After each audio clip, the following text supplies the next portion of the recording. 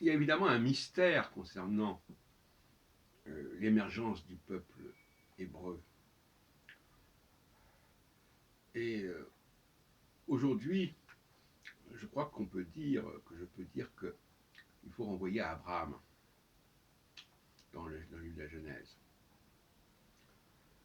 Abraham qui va donc détruire les idoles, qui se moque de ces idoles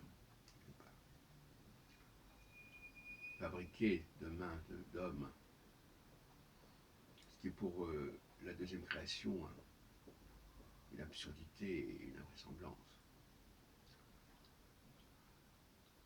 Donc,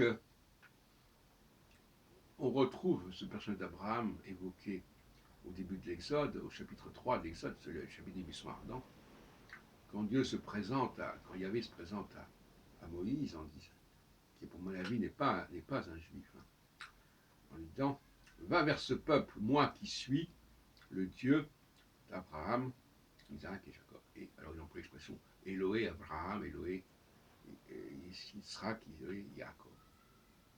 Va leur parler de ça. Et Moïse dit, mais qu'est-ce que je vais leur dire?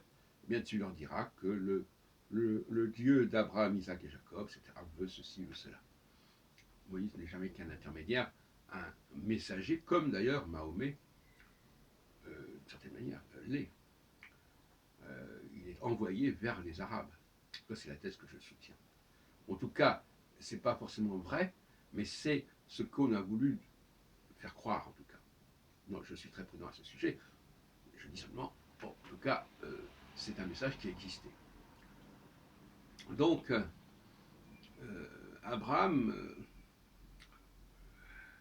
se retrouve déjà dans une situation un peu compliquée, parce que par la suite, on va le dire, voilà, il va falloir qu'il quand Isaac arrive, il y a deux problèmes qui se posent. Il y a d'une part la circoncision, qui est un acte qui exige un instrument contendant, et deuxièmement le sacrifice d'Isaac, qui exige aussi certains matériaux, et éventuellement, quand on va tuer le bouc émissaire, comme on dit, même si ce n'est pas un bouc, là aussi, il y a aussi un problème.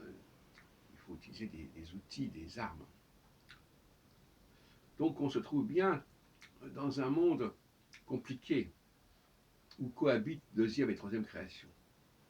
Il s'agit pour le juif de vivre dans ce monde, tout en étant du côté de la deuxième création, notamment par le Shabbat, qui est l'interdiction d'utiliser quoi que ce soit qui relève de la troisième création. Et en même temps, bon, les autres jours de la semaine, il entre dans le monde de la troisième création. En tout cas, c'est à ce stade-là que j'en suis, dans ma réflexion. Il s'agit de protester contre les abus de la troisième création. Voilà le rôle des Juifs, qui était déjà dévolu à Abraham. Et les idoles incarnent, comme dit Osée au chapitre 8, ce qui est fabriqué par la main d'homme. Et précisément, le christianisme, lui, en mettant en avant Jésus, incarne la troisième création.